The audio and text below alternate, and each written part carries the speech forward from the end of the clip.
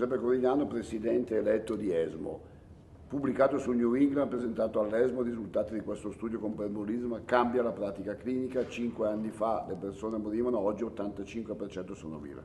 Si cambia la pratica clinica, sapevamo già che l'aggiunta del pembrolizumab alla chemioterapia standard aumentava la percentuale di donne con risposta patologica completa, adesso si aggiunge anche questo dato sulla sopravvivenza che dimostra chiaramente come l'utilizzo del pembro in fase preoperatoria e post-chirurgica porta a guarigione più dell'85% delle pazienti. È un risultato sicuramente epocale che nel sottogruppo delle donne con risposta completa è ancora più ampio, quindi una diagnosi precoce, un corretto inquadramento diagnostico con una biopsia e una determinazione dello stato recettoriale e l'aggiunta del pembro alla terapia preoperatoria aumenta la probabilità di guarigione di queste donne.